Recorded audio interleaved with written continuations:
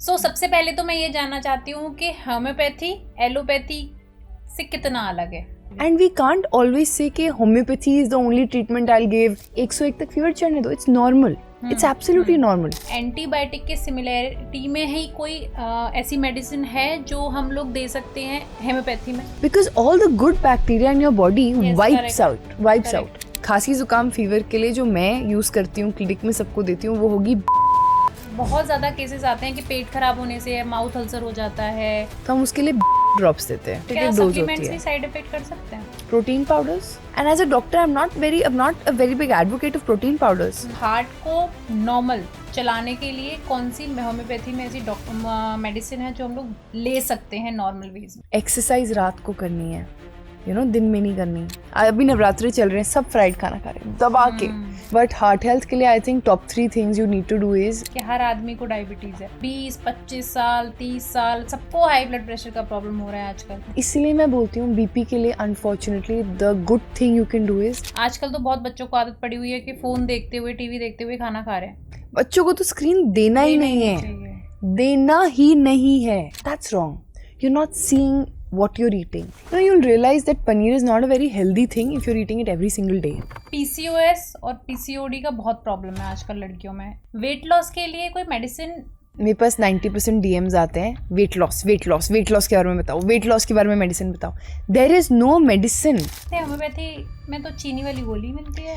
चीनी वाली नहीं है। A week of those globules is not even 1 chammach of the cheeni that we put in chai every day. Maharashtra में या मुंबई में इतना कैंसर केसेस क्यों बढ़ रहे हैं? I personally don't take cancer patients and I don't treat cancer. अच्छा, एक्ने प्रॉब्लम जिसको होती हैं वो होम्योपैथी में कौन सी मेडिसिन ले सकता है? टॉप 5 मेडिसिन मैं जानना चाहती हूँ जो होम्योपैथी की लोगों को घर में रखनी ही चाहिए। अरे मेरा बच्चा रो रहा है, दे दो। अरे देख तो लोग, ये बच्चा तो रोएगा, उसका तो काम है रोना।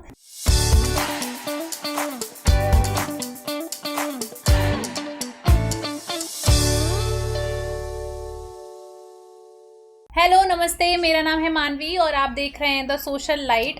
काफ़ी बात करी है हमने पॉडकास्ट में एलोपैथी के बारे में, काफ़ी डॉक्टर से बात करी है, लेकिन आज हम पहला पॉडकास्ट करने जा रहे हैं होम्योपैथी के साथ। होम्योपैथिक डॉक्टर हैं हमारे साथ, डॉक्टर तानिया बख्शी। आज हम उनसे बात करेंगे जितने ज़्यादा जो हेल्थ केसेस चल रहे हैं अभी रिसेंटली उसके बारे में, और वो कुछ बताएंगी, टिप्स देंगी, उनको आप ज़रूर फॉलो करिएगा। बहुत बहुत स्वागत है आपका तानिया जी। नमस्ते, thank you for a very warm welcome. And आज हम पता करते हैं कि क्या क्या हम दूसरों को हेल्थ में बेनिफिट कर सकते हैं वाया होम्योपैथी। बिल्कुल बिल्कुल। सबसे पहले तो मैं ये जानना चाहती हूँ कि होम्योपैथी एलोपैथी से कितना अलग है। और वैसे मैंने जैसे बचपन से सुनती आ रही हूँ कि जो एलोपैथी है वो इंस्टेंट असर देती है आपकी हेल्थ पे, और जो होम्योपैथी है वो धीरे धीरे धीरे करती है लेकिन अच्छा इफेक्ट देती है। उसके बारे में मुझे जानना है सबसे पहले। जब हम एलोपैथी होम्योपैथी की बात करते हैं, इन दोनों के प्रिंसिपल्स बहुत अलग हैं। होम्योपैथी बेस्ड है सिमिलिया लॉ पे। लॉ ऑफ सिमिलिया एक लॉ होता है जिसको बोलते हैं कि अगर आपको फीवर चढ़ रहा है, रेडनेस हो रही है, या अलार्मिंग सिम्टम्स है, सडन सिम्टम्स है, तो एक प्लांट होगा जिसकी प्रूविंग करी गई थी 100 साल पहले। जो जब प्रूविंग करी गई थी तो ये सिमिलर सिम्टम्स लोगों में पाए गए थे। वो प्लांट हम इस केस में यूज कर सकते हैं। लॉ ऑफ सिमिलियर का मतलब है कि मैं सिमिलर प्लांट या मेडिसिन ढूंढूंगी और वो पेशेंट को प्रिस्क्राइब करूंगी according to the disease condition that they are in, right? But allopathy में ऐसा नहीं होता। Allopathy works on opposites. इनका लॉ मेनली ऑपोजिट्स के ऊपर काम करता है। सो आप एंटीबायोटिक्स ही ले लो, आप पेन किलर ले लो, it just works on the opposite system. बिल्कुल। सो आई थिंक हमारे लॉज अलग हैं, हमारी ट्रीटमेंट मोडालिटी बहुत अलग है। अगर आप होम्योपैथी में बात करो, हम आपको लिक्विड में मेडिसिन देते हैं, सिरप्स आ गई हैं, आज आई ड्रॉप्स आ गए होम्योपैथी में, नॉर्मल मीठी गोली जो हम सबने खाई है, टैबलेट्स आ गई हैं। एंड एलोपैथी में डिफरेंट रेंज है, उनका टेस्ट अलग है, उनका मोडम अलग है, उनकी फार्माकोलॉजी अलग है। मैं अगर कोई प्लांट यूज़ कर रही हूँ, वो शायद उसका प्लांट का एक सर्टेन इंग्रेडिएंट यूज़ कर रहे हैं, और वो भी कैसे कर रहे हैं कम्प्लीटली डिफरेंट है। हमने एक चीज़ जो जानी, जो मेन अंतर है, होम्योपैथी लॉन्ग टर्म या शॉर्ट टर्म यूज़ करो कभी भी साइड इफेक्ट नहीं देती। For one reason, it is safe for our body. Now even if you taking a pain killer, अगर आप एंटीपायरेक्सिक मेडिसिन भी ले रहे हो, कोई फीवर के लिए मेडिसिन ले रहे हो, उसके भी इफेक्ट आपकी बॉडी में आएंगे ही आएंगे. बिल्कुल. राइट. होम्योपैथी में ये नहीं होता, साइड इफेक्ट्स नहीं होते. ओके. अच्छा, एक चीज़ और जानिए, जैसे कि मेरा बेटा है और जैसे कि अगर उसको फीवर आता है तो हमारे जो मम्मी पापा बोलते हैं कि उसको होम्योपैथी दो और लंबे समय तक दो तो उसका फीवर फिर दोबारा नहीं रिपीट करेगा. लेकिन साथ ही में हमको एलोपैथी भी देनी पड़ती है क्योंकि इंस्टेंट बुखार उतारना है हमें. लेकिन होम्योपैथी मुझे लगता है क्या जैसे क्योंकि फीवर अब बैक्टीरिया इतने ज़्यादा इन्फेक्शियस हो गए हैं कि उस पर ज़्यादा असर नहीं कर पाती है. ये रीज़न क्या है जिसकी वजह से सिर्फ होम्योपैथी देंगे उसकी फीवर नहीं उतर सकता? होम्योपैथी देने का मतलब है आपने कहाँ से मेडिसिन ली है, आपने कौन सी मेडिसिन ली है, आपने किस डॉक्टर से मेडिसिन ली है, उस मेडिसिन की कितनी कहते हैं ना पोटेंसी है या वो कितनी स्ट्रांग है, इन सब पे डिपेंड करता है. तो अगर मैं बोलूँ क्या हर फीवर के लिए सेम मेडिसिन है, नहीं, होम्योपैथी में नहीं है. तो शायद जो आपके बच्चे को दी गई है वो कहीं और नहीं दी गई है. But to make it easier, there is combination medicine.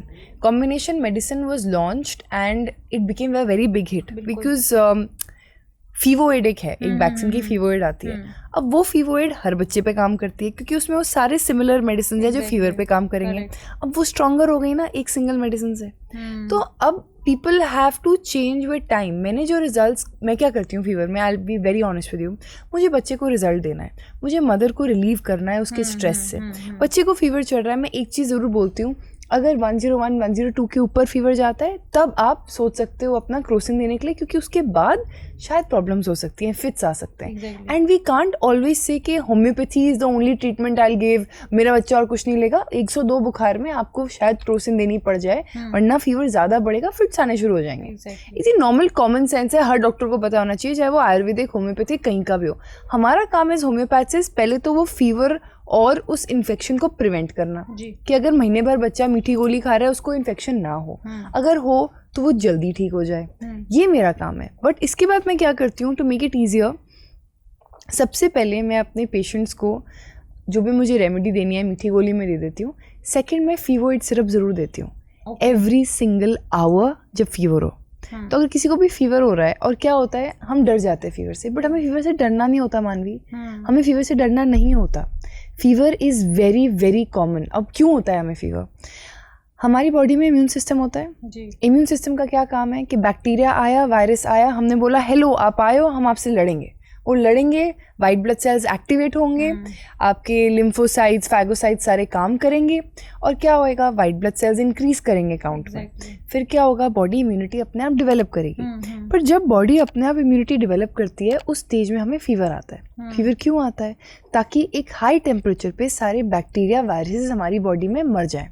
तो हमारी बॉडी तो बड़ी इंटेलिजेंट हो गई, बिल्कुल राइट. बट ये हम समझते हैं कि नहीं, हमें तो क्रोसिन देनी है, हमें तो 99 पे क्रोसिन दे देनी है, हमें तो 100 पे क्रोसिन दे देनी है. नहीं, instead I really feel like fever चढ़ने दो, 101 तक फीवर चढ़ने दो. It's normal, it's absolutely normal. अब you know when we make this live, कई लोग कमेंट मारेंगे कैसे डॉक्टर हो ये बोल सकते हो. मैं क्या करती हूँ, आई गिव देम होम्योपैथी फीवोएड. उससे वो फीवर 100 के ऊपर जाता ही नहीं है. फीवर जाता ही नहीं है. Every hour I give it ना, तो फीवर जाएगा ही नहीं. मुझे पता है हरारत हो रही है, शिवरिंग हो रही है, आई इमीडिएटली गिव फीवोएड. फीवोएड देने के बाद मैं उसे हर 45 मिनट्स 1 आवर में रिपीट करवाती हूँ. नीचे गिरे और नीचे गिरता है फीवर, सिर्फ होम्योपैथी से.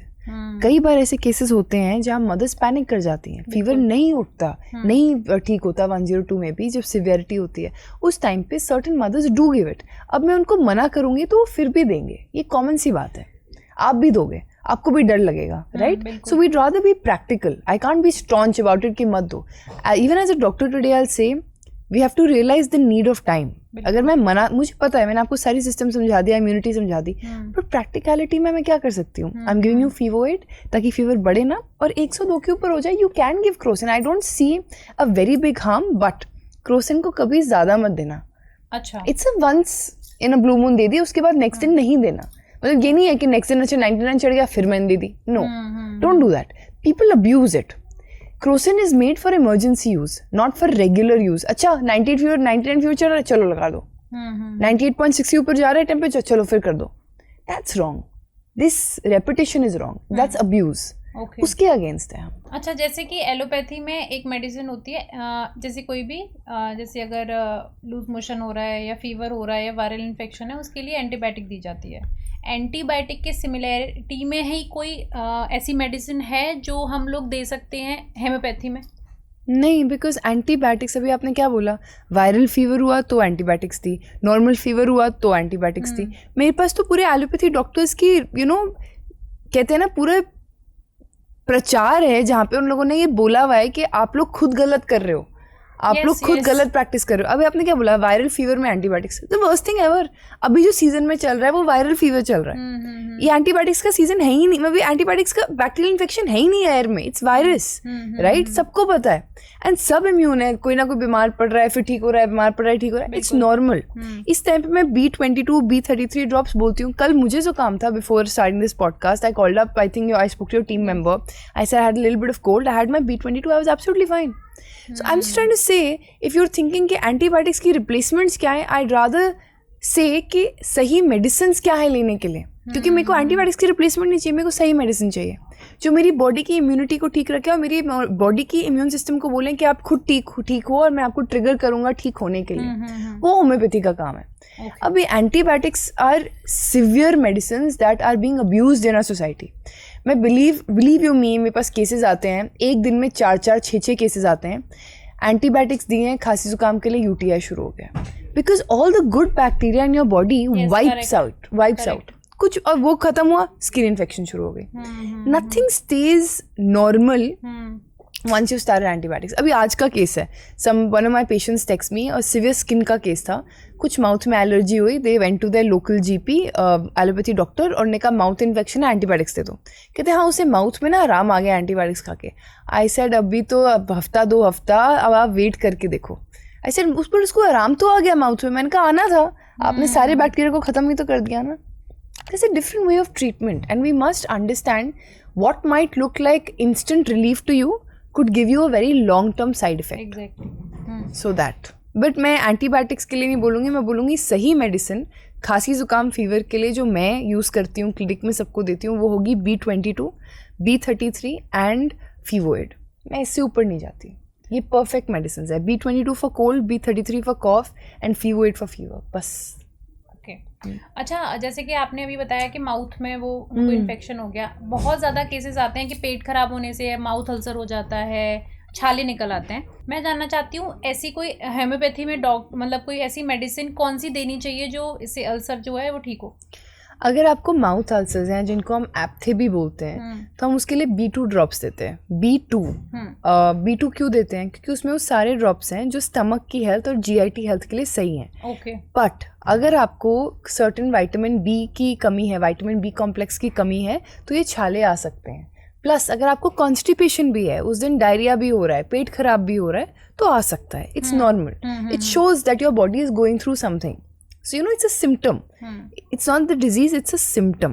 Okay. So my idea is to understand कि मैं जो दवाई दूंगी वो गट पे एक्ट करेगी सीधा, तो वो गट ठीक करेगा तो ये एप्थे भी ठीक हो जाएगा। It's very normal.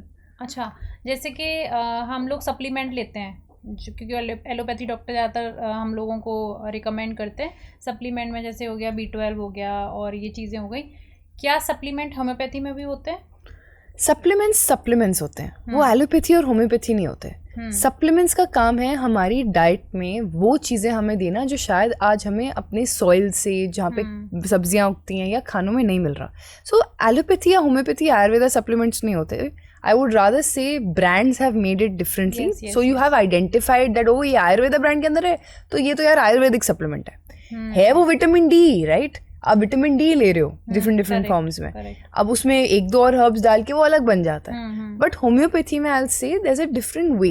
You can't say supplement के साथ मैंने आर्निका मिक्स कर दिया समझाया, नो, आप वो मेडिसिन होती है। सप्लीमेंट्स की जहाँ बात आती है, I make sure I get all my patients tested. All my patients watching this know, मेरे सारे पेशेंट्स का ब्लड टेस्ट होता है and then they come to me. अगर अपॉइंटमेंट होता है ना, मैं पहले ब्लड टेस्ट करवाने के लिए बोलती हूँ और फॉलोअप के लिए बोल देती हूँ। Why? As doctors, proper professionals in times like today, we must understand हमारी soils depleted है, हमारी because over cultivation, over process and also कहीं ना कहीं not over processed soils abuse of soils, I'll say, where pesticides इतने हैं, आपको भी नहीं पता होगा, मुझे भी नहीं पता है, हम क्या खा रहे हैं, सब चीज़ों में डाला है, तो अब कहाँ तक बचोगे, राइट? सॉइल में विटामिन डी रहा नहीं, सनस्क्रीन हमने लगा ली, हम बाहर गई नहीं, तो how much will you be able to go against what you doing in nature, right? इसलिए हम विटामिन डी, आज इतनी बड़ी डेफिशिएंसी हो गई इंडिया में, that vitamin D deficiency is so common, I can not tell you. Yes, बच्चों को आजकल 1-1 साल के बच्चों को शॉट्स मिल रहे हैं, विटामिन डी शॉट्स। जी, मदर्स मिल्क में ही नहीं है, तो आगे बच्चों को क्या मिलेंगे? पहले थे सॉइल में था, लोग बाहर धूप में जाते थे, आज मैं और आप धूप में चल जाएं तो बाहर हम डर जाते हैं कि नहीं हम डार्क हो जाएंगे, हमें सन टैन हो जाएगा, हम सनस्क्रीन लगा लेते हैं, उससे और अब्जॉर्प्शन खत्म हो जाती है। डाइट हमारी वैसी नहीं ठीक होती आजकल जनरेशन की, तो उसमें क्या ही cholesterol, so cholesterol so important for vitamin D absorption, simple things, liver health so important, वही तो बनता है। So I feel like when it comes to supplements, there's no different homeopathy, allopathy. I'd rather say at Baxen we do supplements, but we do it in a much lesser quantity. So we do have a range where we have 60,000 IU of vitamin D and one where we also have 60 IU, जो बहुत कम होती है, preventative dose होती है। supplements भी side effect कर सकते हैं? Over supplementation side effect कर सकता है, over ज़्यादा, हद से ज़्यादा supplementation, मतलब आप अगर हर दिन CMOS भी आजकल बहुत चल रहा है ना, CMOS भी ले लो, विटामिन डी भी ले लो, C भी ले लो, without any supervision can cause a problem definitely. मैं आप बिलीव नहीं करोगे, मेरे पास तो केसेस आए हुए हैं ना, मैं ब्रांड्स के नाम नहीं लूँगी, प्रोटीन पाउडर्स, सप्लीमेंट्स हैं, बिल्कुल प्रोटीन पाउडर्स लेने से हुआ है। And as a doctor I am not a very big advocate of protein powders, not a very big advocate at all. In fact, even at Baxen, I told the entire team, because I joined Baxen last 3 years back, I told the entire team, why do we even have protein powders here? It's not good, and let's wipe them out. So we're changing the entire formulation of protein powders. Because I said, you shouldn't have protein powders out in the market. You should have rather better things in the market. Bilkul. Right? And my QC person told me, yaar, aap ye kyun karna chahte ho? I said, I want to give people better health. Just because 10 साल से चला आ रहा है doesn't mean कि आगे भी चले हैं. Correct. You know, and it's a difficult call to make. Because when I joined Baxen 2-3 years back, I realized that I needed to put that change, yeah? And it's not just in Baxen. Every company today needs to evaluate what the society needs, exactly. What you are consuming. So every product that I tell you, be about B22, B33, I'm taking myself. If you have to अपना product बनाना, तो खाने की और उसको test करने की क्षमता भी रखो, बहुत फ़र्क पड़ता है। बिल्कुल। अच्छा, अभी ना रिसेंटली ना, अभी मैं 1 महीने में ये ज़्यादा सुन रही हूँ, हार्ट अटैक के बहुत ज़्यादा केसेस आ रहे हैं, मतलब एक्सट्रीमली, कि आज इधर सुन रहे हैं कि हार्ट अटैक हो गया, इधर हार्ट अटैक से कोई एक्सपायर हो गया, बहुत ज़्यादा केसेस आ रहे हैं। सबसे बड़ा रीज़न क्या है, और हार्ट को नॉर्मल चलाने के लिए कौन सी होम्योपैथी में ऐसी मेडिसिन है जो हम लोग ले सकते हैं नॉर्मल वेज में? वैसे तो बहुत सारी हैं। हम कार्डेड है एक बैक्सन में, CARD कार्डेड ड्रॉप्स आते हैं हमारे, हम यूजुअली वो देते हैं, बट तभी जब मुझे क्लिनिकल सिम्टम्स मिलते हैं। बट होम्योपैथी में कोई ऐसी पर्टिकुलर दवाई मैं नहीं बोलूँगी, बिकॉज मुझे पता है अगर मैं यहाँ बोलूँगी तो लोग उसका अब्यूज़ करना शुरू कर देंगे। और हार्ट के टाइम पे आप ये सब नहीं ले सकते, मतलब खांसी जुकाम के टाइम पे तो अलग चीज़ें होती हैं, B22, B33 आप अपने आप ले सकते हैं। साइड इफेक्ट तो नहीं देती है ना? Aggravation of any single herb will give you a side effect. Aggravation. It's not about homeopathy. Okay. आप ज़्यादा हल्दी खा लो, होएगी ना गट गरम, होएगी ना ब्लीडिंग, गर्मी ज़्यादा लगेगी, इचिंग हो जाएगी, बर्निंग शुरू हो जाएगी। ज़्यादा मिर्ची खा लो, नेक्स्ट दिन मोशन में प्रॉब्लम हो जाती है लोगों को। So anything in excess is a problem. Minimum dose is what I believe is right. जब हार्ट अटैक की बात करते हैं ना, we must understand our lifestyles are really bad, Manvi. बिल्कुल। Our lifestyles today are not our, I mean our society's lifestyle is so bad that exercise रात को करनी है, you know, दिन में नहीं करनी। Processed food all throughout the day। हम खाने में क्या खा रहे हैं? अभी नवरात्रि चल रहे हैं, सब फ्राइड खाना खा रहे हैं दबा के, not realizing it is a time also of puja and prayers, right? It's also a time where you eat light, where you fast. It's not a time where you eating fried food all the time. Different way of approaching fast also ना। हमने बस convenient बना लिया, अरे साबुदाने की चलो टिक्की चलो fry करते हैं, आलू चलो फ्राई करते हैं, आलू चिप्स चलो फ्राई करते हैं। You know that's the inconvenience we have created for our health, जब हम अपने लिए कन्वीनियंस ढूंढ रहे हैं in terms of cooking. But heart health के लिए I think top 3 things you need to do is exercise every single day, have good omega 3 help करता है हार्ट हेल्थ में। अच्छा, that means flax seeds, omega 3 के supplements भी आते हैं, you can take those. I would rather say why, because it helps with heart health. आप flax seeds ले लो, नॉर्मली फ्लैक्स सीड्स की ड्राई करके उनको आप मिक्सी में डाल लो, ड्राई रोस्ट करके उसका पाउडर बना लो. आप वो चटनी की तरह खाना शुरू कर दो. हम जैसे पोड़ी खाते हैं ना इडली के साथ मसाला, वैसे फ़र्क पड़ता है हार्ट में.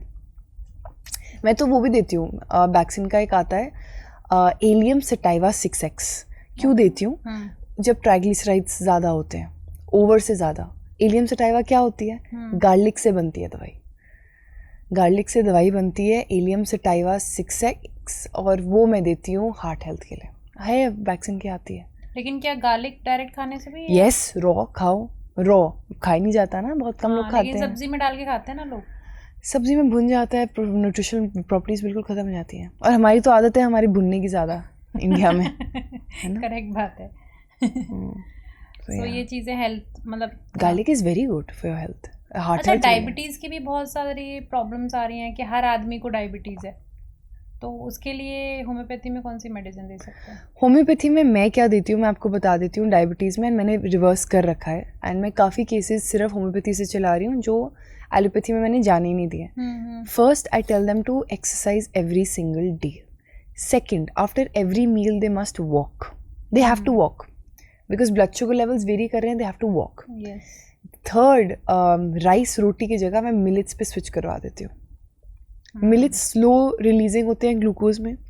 जब उनका स्लो रिलीज होता है तो वो स्पाइक नहीं देते. न्यूट्रिशन प्रॉपर्टीज़ भी बेटर होती हैं और आपको फुलर रखते हैं, आपके पेट को फुलर रखते हैं लॉन्गर टाइम के लिए. वो हेल्प करता है आपको. तो मैं मिलेट्स पे स्विच करवा देती हूँ. Last but not the least, I give homeopathy medicine में डायबेट ड्रॉप्स जो आते हैं, एंड आई गिव वाइथीनिया कोएगुलेंस की टैबलेट्स. ये क्या होती हैं? वाइथीनिया कोएगुलेंस वैक्सीन की आती हैं. वो बनती है पनीर के फूल से. पनीर के फूल एक टर्म है, लिटरली पनीर का फूल नहीं है ये, बोला जाता है, बट हम उसकी टैबलेट्स बनाते हैं, एंड वो टैबलेट्स फर्दर हम पेशेंट्स को देते हैं और डायबेट देते हैं. एक्सीलेंट रिजल्ट्स, एक्सीलेंट रिजल्ट्स, बहुत ज़्यादा. मतलब ये तो. और हाई ब्लड प्रेशर. अच्छा, हाई ब्लड प्रेशर तो आई थिंक जो नए नए लड़के हैं, मुझे लगता है 20-25 साल 30 साल सबको हाई ब्लड प्रेशर का प्रॉब्लम हो रहा है आजकल. पता है आपको हाई बीपी क्यों मैं मना करती हूँ होम्योपैथी से ट्रीट करने के लिए? जब बीपी हाई होता है क्या होता है? ब्लड प्रेशर हाई है, दैट मीन्स जो आर्टरी है उस पर प्रेशर कितना हाई है ब्लड का. दैट मीन्स ये मेरी आर्टरी की वॉल है, यहाँ पे जो ब्लड जा रहा है वो कितने फोर्स से जा रहा है. जितने फोर्स से वो जाएगा उतने chances of artery being ruptured होएगी. राइट, आर्टरी रप्चर हो जाएगी, क्या होएगा? ब्लड लॉस शुरू हो जाएगा, हैमरेज शुरू हो जाएगा, चाहे वो ब्रेन में हो, जो चांसेस मैंने देखे हैं यूजुअली. इसलिए मैं बोलती हूँ बीपी के लिए unfortunately the good thing you can do is exercise, diet, maintain your stress levels. आप सोचोगे यार हर चीज़ के लिए यही चीज़ क्यों बोलते हैं, बट यही चीज़ें इफेक्टिव हैं और यही चीज़ें सब लोग इसलिए बोलते हैं क्योंकि यही चीज़ें रिजल्ट देती हैं. हाँ, क्योंकि पहले जो गाँव के लोग थे खेत में जाते थे, पैदल जाते थे, काम भी दबा के करते थे, तो उनको इतने ज़्यादा इश्यूज नहीं होते थे. जब से ये जो शहर की लाइफस्टाइल बनी हुई है तब से, क्योंकि ऑफिस जाना, गाड़ी से जाना, फिर फ्लैट में वापस आ जाना, फिर बैठ जाना, नो एक्सरसाइज, फिर फोन चलाना, जिंदगी खत्म, you know. And I feel that's such a big problem for everybody today. Everybody. इससे आगे निकलने के लिए please at least start exercising in the morning. Take yourself and your partner out for a walk in the morning. Go out for that walk. रात में करना ठीक नहीं है. नहीं. Why? आपका सर्केडियन रिदम भी इफेक्ट होता है. सर्केडियन रिदम होता है आपकी बॉडी का स्लीप साइकिल, कि रात को हमें सोना है, सुबह हमें उठना है. आप नोटिस करोगे सर्केडियन रिदम के बारे में बहुत चर्चा हो रही है. एक लाइट जब आप रात को देखते हो, वाइट ब्लू लाइट, जो आपकी आप वाइट लाइट जो हम स्क्रीन देखते हैं बट एक्चुअली ब्लू लाइट है, आप वो देखते हो, it affects your eyes, it affects your circadian rhythm. अरे वो बोलता है सुबह हो रही है, लाइट है, चलो मुझे उठना है. इट डिसरप्ट्स योर सर्केडियन रिदम और फिर आपको नींद नहीं आती. एक बार फ़ोन देख लिया तो ये होता है, बहुत लोगों में होता है. इसलिए बच्चों को भी मना होता है. बच्चों को तो स्क्रीन देना ही नहीं है, देना ही नहीं है. It is the biggest endemic बोलूँगी मैं तो, पैंडेमिक नहीं, एंडेमिक बोलूँगी. एक्चुअली मैं पैंडेमिक भी बोल सकती हूँ. आई वाज ट्रैवलिंग रिसेंटली, पता है बच्चे कैसे खाना खा रहे थे? ब्रेकफास्ट टेबल पे बैठ के. ये टेबल है, यहाँ पे खाना पड़ा है और टेबल के नीचे ऐसे फ़ोन देख रहे हैं क्योंकि मदर सामने बैठी है. ये हाल है, उनको ये नहीं पता वो खा क्या रहे हैं. It is that bad. अच्छा, मैंने बहुत सुना है ये वाली चीज़ कि अगर जैसे बच्चा है, आजकल तो बहुत बच्चों को आदत पड़ी हुई है कि फ़ोन देखते हुए, टीवी देखते हुए खाना खा रहे हैं, तो ऐसा बोलते हैं कि बॉडी में नहीं लगती वो चीज़. सो आपके ना हंगर क्यूज डेवलप नहीं होते हैं जब आप खाना खाते हो और जब आप खाना देखते हो, आप खाने को खुद खाते हो, आपके हंगर क्यूज डेवलप होते हैं. अरे पालक पनीर, अरे सब्जी, wow, I see food, I feel it, all my senses are activated, right? As a child I'm talking. Hunger cues कब develop होंगे? जब मैं खुद खाऊंगी, जब मुझे भूख लगेगी, right? और जब मैं टीवी देखूंगी, ना मेरे hunger cues develop होंगे, ना मेरे कहीं ना कहीं कहते हैं ना gut की functioning ठीक होएगी. क्यों? Because I'm just eating, I'm a robot. So I will just eat whatever you give me. ना मैं देख रही हूँ खाने को, मेरा फूड एसोसिएशन नहीं है, मेरा बर्पिंग पैटर्न नहीं है, मेरा डाइजेशन ठीक नहीं हो रहा, because I am a machine. It's basically like literally like a machine, like a puppet. खाना दिया in front of the screen. That's wrong. You're not seeing what you're eating. You're not seeing the nutritional value of it. You're not sensing the vegetables. बच्चों को ये बहुत बड़ी problem है, mother's को realise नहीं हो रहा, उनके हंगर क्यूज कभी डेवलप नहीं होंगे. लाइफ लॉन्ग ना वो बच्चा वही वैसे ही रह जाएगा. अरे बच्चा खा लो, खाना नहीं खाते, मेरा बच्चा खाना नहीं खाता, क्योंकि आपने डेवलपमेंट ठीक ही नहीं करी. आपने उसे बताया, उससे उसकी बॉडी को रियलाइज़ करवाया कि हंगर क्यू होता क्या है, उसे खाने की इच्छा क्या है, इच्छा क्या है. ये तोरी है, ये टींडा है, लोगों को बच्चों को पता ही नहीं होता. उनको सिर्फ ये पता है पनीर, पनीर की मदद से वही दे देती है, नॉट रियलाइजिंग कि पनीर हार्मफुल होता है लॉन्ग रन में. हाँ, पनीर किससे बनता है? दूध से. दूध में क्या होता है? लैक्टोज होता है. लैक्टोज होता है इंग्रेडिएंट. और क्या होता है? हार्मोन्स होते हैं जो अपनी काऊ अपने बछड़े के लिए देती है. ग्रोथ हार्मोन होगा, बहुत सारे और हार्मोन्स भी होंगे, एस्ट्रोजन होगा, प्रोजेस्टेरॉन होगा. आपके बच्चे के लिए वो हमेशा के लिए सही है? नहीं. अगर मैं हफ्ते में 4-5 बारी पनीर दे रही हूँ, आज पालक पनीर, कल कोई मटर पनीर, कल कोई और पनीर, मुझे पता है ना, people have grown up on this. Obesity chances double हो जाते हैं डेयरी पनीर देने से रोज रोज, डेयरी टाइप देने से रोज रोज. अच्छा. You know, you'll realize that paneer is not a very healthy thing if you're eating it every single day. Yes, once in a blue moon, okay. But यार अब तो once in a day भी नहीं, मतलब once in a week भी नहीं दे सकते, क्योंकि पनीर में भी इतना मिक्सचर आ रहा है. That's what I'm saying. You'd rather make paneer yourself in the house. A2 but यार दूध में भी तो मिक्सचर आ रहा है. तो वही अब वही बात है ना कि अब तो बस ये हो सकता है कि घर में गाय पाले और वहीं से दूध निकाले, वहीं से दूध, वहीं से A2 घी, वहीं से हो. हाँ, ओके. तो मतलब कि डेली देने में बच्चे को भी नुकसान है. बट आप कई डेयरीज हैं, मैंने देखा है, जैसे वाइट फार्म्स है, मैंने उनको देखा है, वो अच्छे मिल्क लेते हैं. अच्छा. उनका क्वालिटी ऑफ मिल्क बहुत अच्छा है. गाय, मैं खुद देखा है, उनकी वीडियोस देखी हैं कि गाय को कैसे ट्रीट करते हैं. कई ऐसे फार्म्स हैं बट बहुत कम है, बहुत कम. Correct.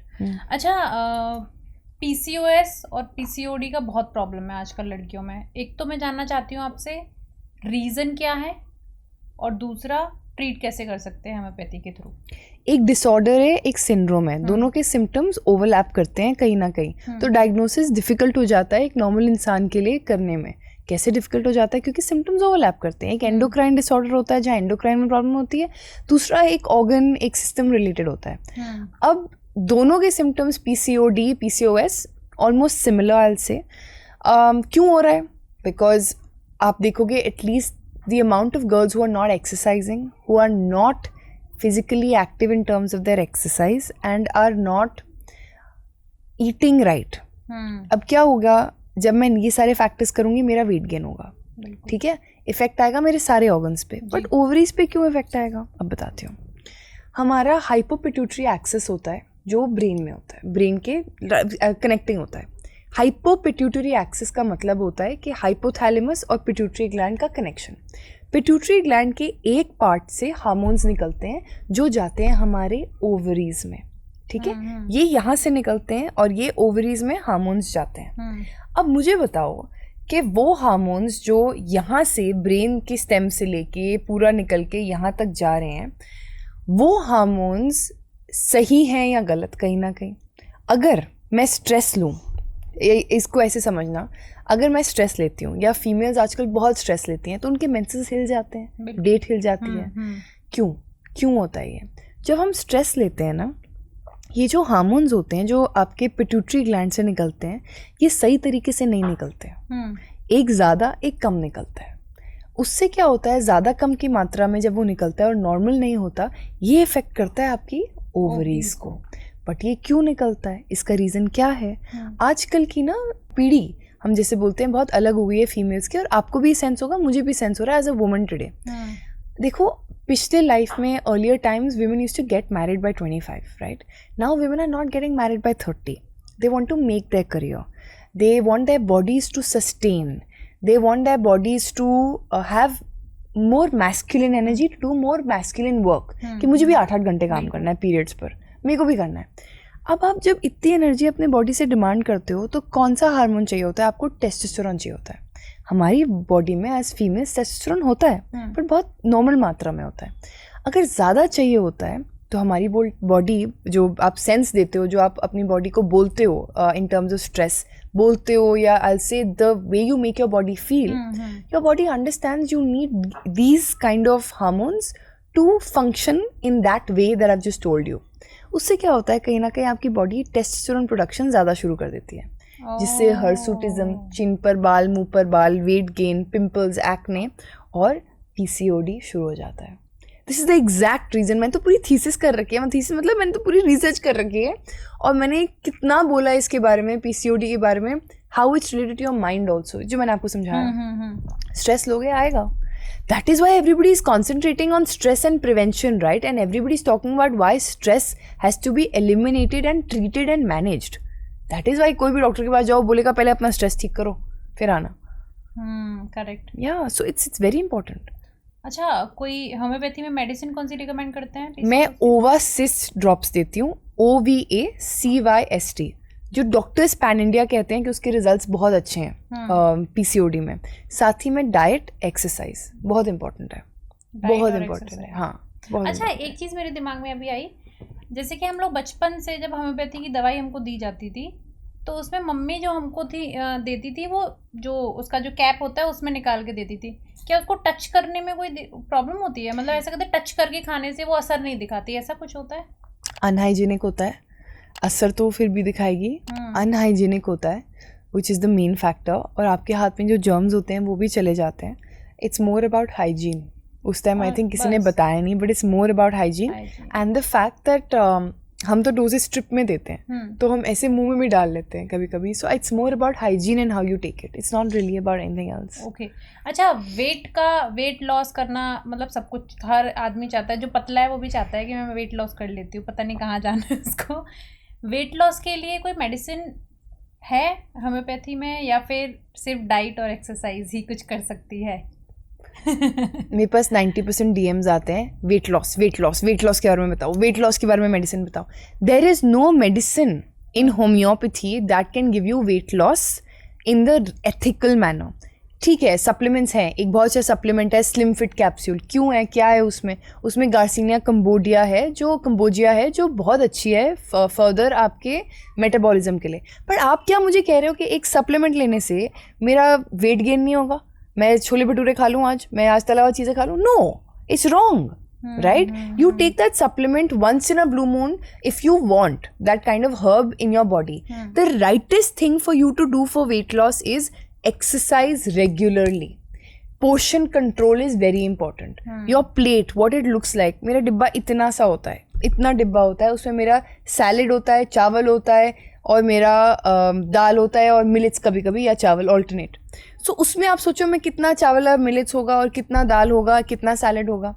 And you will notice that we were talking about this just before we started. It's a lot about portion control, it's a lot about that. So अगर प्लेट ही इतनी होगी या बोल ही इतना होगा, मैं खाऊंगी उतना ना। Correct, right?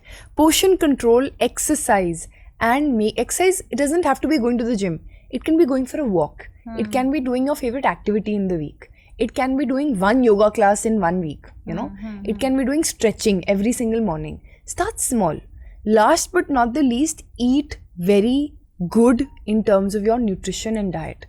Eat food that will give you more energy instead of food that will give you less energy but more thakavat. So तला हुआ food avoid करो. चीनी, मैदा, आप चीनी, मैदा, हाँ ये कम कर दो। अच्छा, चीनी और मैदा के जैसे होम्योपैथी में तो चीनी वाली गोली मिलती है, चीनी वाली नहीं है। So I tell you the difference. Homeopathy में जो आपको गोलियां मिलती हैं वो बनती हैं फार्मा ग्रेड शुगर केन से। शुगर केन गन्ना, शुगर केन से आपकी शुगर बनती है एंड शुगर केन से वो फार्मा ग्रेड शुगर है। It is a difference, I won't say it's completely और घर की चीनी, but it there is a difference. उसको फार्मा ग्रेड के लिए निकाला गया है, बट क्वेश्चन इज कि आप वो देते क्यों हो, आप क्यों नहीं देते ड्रॉप्स में? क्योंकि लोग लेते नहीं हैं। So our founder also said that when he made this pathy that medicine should be easy to take. Hence globules came into fashion and everybody started using them. But that doesn't mean कि आप globules सबको दे सकते हो। आप किसी को अगर नहीं चाहिए तो मैं उसको दूँ, नहीं दे सकते, नहीं है ना, it's okay. But अगर आपको simply globules का नहीं use करना, अगर आप diabetic हो, so use drops. I told you 7 drops before this, syrups before this that are sugar free, right? You can use them. It's just that बच्चों के लिए easy हो जाता है. And trust me, a week of those globules is not even 1 चम्मच of the चीनी that we put in chai every day. Is not even that. अच्छा, एक चीज़ और जाननी थी मुझे, जैसे कि मैं और मेरे हस्बैंड कल यही डिस्कशन कर रहे थे कि पहले जब हम लोग छोटे थे तो जब गर्मियों की छुट्टियां हुआ करती थी तो हम लोग जैसे अपने गांव जाया करते थे, तो दोपहर में हमारा काम हुआ करता था खूब सारी चीनी और उसमें बॉटल में मिला के और पूरे दिन बस वही पीना, राइट? लेकिन इस टाइम पे हम लोग चीनी को मतलब इतना ज़्यादा अवॉइड कर रहे हैं कि बहुत ज़्यादा। उस टाइम वो क्या असर क्यों नहीं करती थी? आप गांव में थे, गांव में एसीज, वेंट्स, कूलर्स कम होते थे। उस टाइम पे तो गांव पे जाना मतलब खेत में जाना, मतलब बाहर घूमना, मतलब मानवी वहाँ पे फुल ऐश कर रही है, एक्सरसाइज कर रही है इन टर्म्स ऑफ फिजिकल एक्टिविटी। वो बैठ के टीवी और फोन नहीं देख रही, या वो बैठ के चीनी के जूसेस नहीं पी रही या चीनी घोल के नहीं पी रही, right? The whole idea is that Manvi is taking something that will give her energy at the same point of time. वो 4 किलोमीटर 10 किलोमीटर भाग भी तो रही है ना? बट प्रॉब्लम में अब ये भी तो हो गया है कि चीनी में उस टाइम इतना सल्फेट भी नहीं होता था जितना अब होता है, क्लियर करने के लिए उसको। सल्फेट ले लो, मिलावट आप अलग फॉर्म की ले लो, आजकल आप किसी को भी ट्रस्ट नहीं कर सकते जब तक आपके पास एक्चुअल में रिपोर्ट्स नहीं है। मैंने तो फेक रिपोर्ट्स भी देखी हैं, मैं कल ही देख के आई हूँ। किसी ने बोला ये सही है रिपोर्ट, मैंने रिपोर्ट एनालाइज करी, मैंने कहा तो पूरी की पूरी फैब्रिकेटेड रिपोर्ट है, पूरी की पूरी रिपोर्ट, और पब्लिश करी गई है fabricated report. Because the world is come to a point where you want to sell what you are and not what is right for the society. And unfortunately that has led to people putting other people down who are doing the right thing. Correct. आजकल reports बन रही हैं for just stupidest reasons, और जो गलत हैं, reports that are paid by other people to be made to put other brands down. That's how bad it is. Correct. अच्छा, आजकल क्योंकि बॉलीवुड में तो काफ़ी मैंने सुना है कि आजकल कैंसर के केसेस बहुत बढ़ रहे हैं।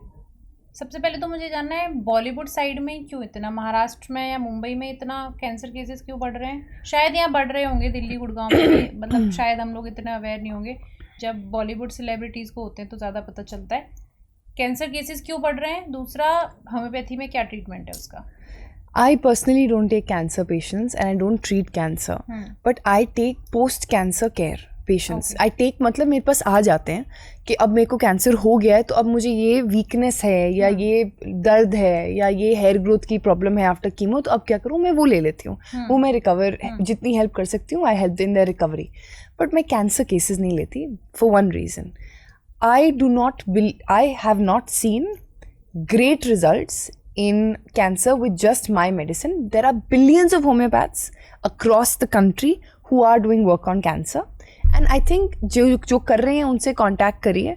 I have a few in mind. अगर आप DM करेंगे I'll definitely let you know कि आप क्या options आपके पास available हैं और क्या आप कर सकते हैं. I'll definitely help you as much as I can.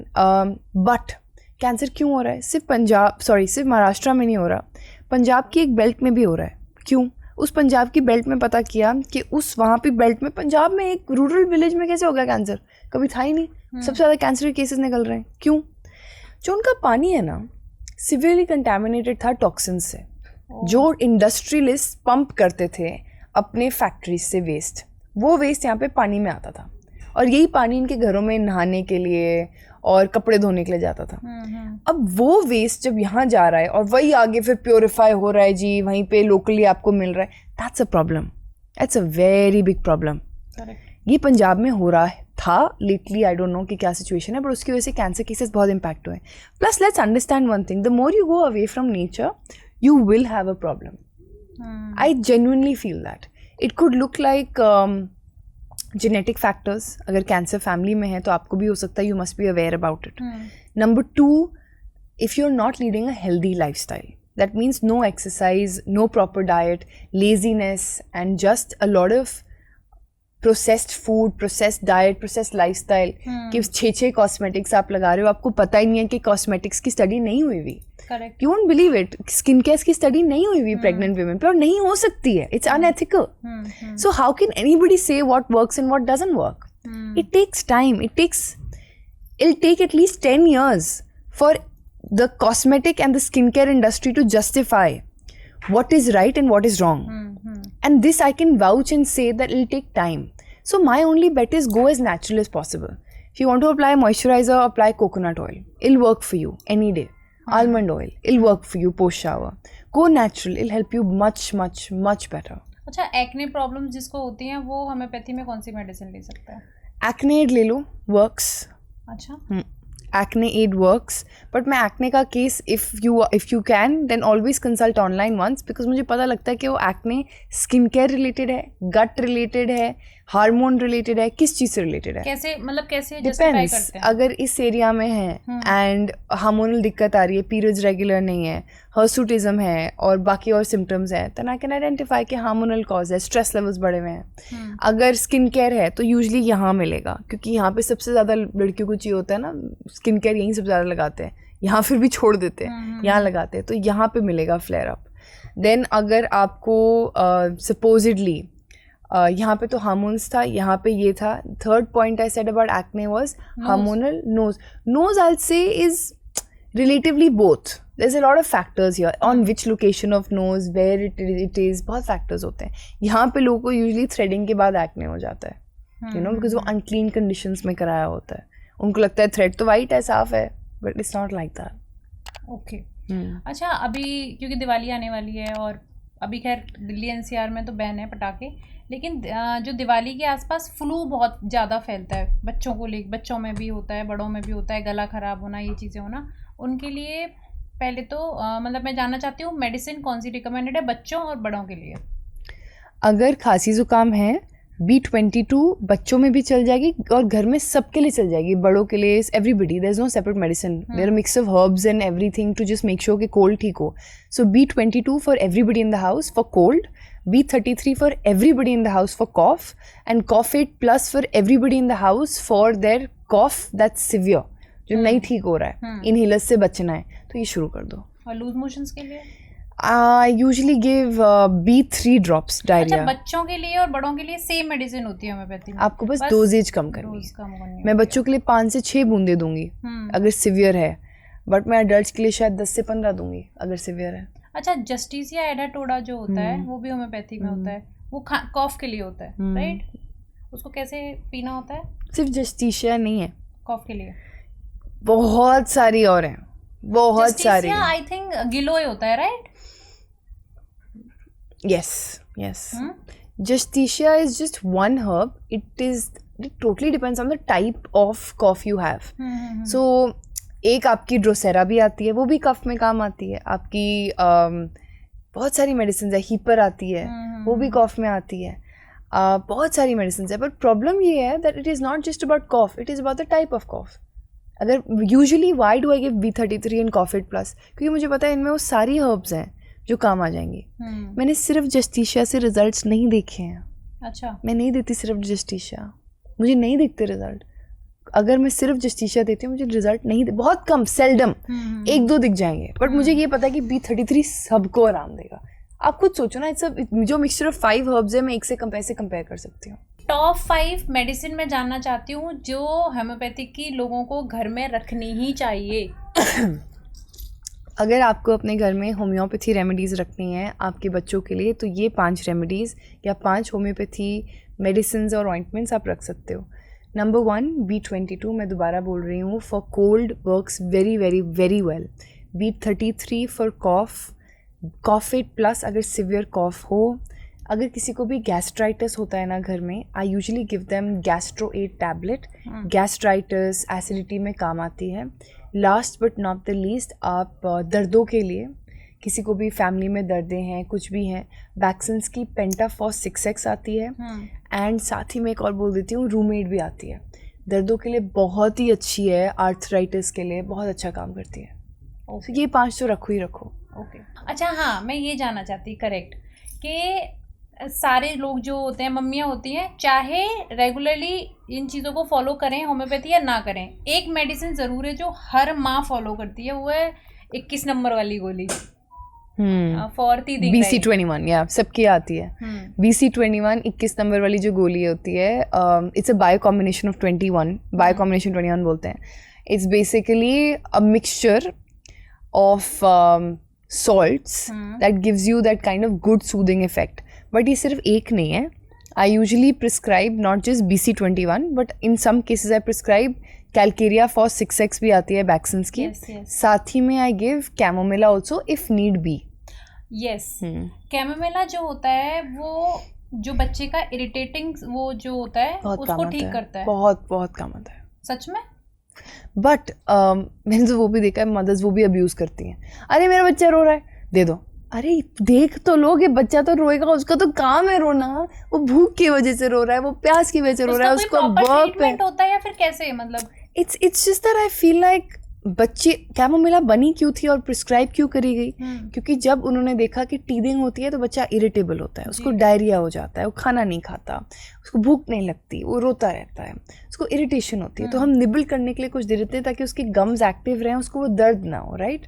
लेकिन उसी ड्यूरेशन में देना है जब टीदिंग स्टार्ट. बस उसी टाइम आप कैल्केरिया फॉर 6x दे दो, आपको कैमोमिला देनी है वो दे दो, उसके बाद बंद कर दो. मतलब ऐसा थोड़ी होता है. अब मैं 5 फ्लावर रेमेडी देती हूँ, पेशेंट्स बोलते हैं मेरा बच्चा शायद स्ट्रेस में है, या वो मेरा बच्चा 5 फ्लावर रेमेडी कामनेस के लिए काम आती है, या वो मेरा बच्चा ना स्ट्रेस में रोता बहुत है. बच्चे का काम है रोना. उसको how will the child even communicate with you if the child is not crying? 2-3 महीने का बच्चा, राइट? वो थोड़ी बोलेगा मम्मा पापा. तो लोगों को लगता है उसको भी मेडिसिन दे दो. ये गलत है. लोगों को समझ नहीं है. आप पूछ लो हमसे कि कौन सी क्या मेडिसिन कब देनी है. We are here to help you for absolutely free. Most of our clinics work for free consultations.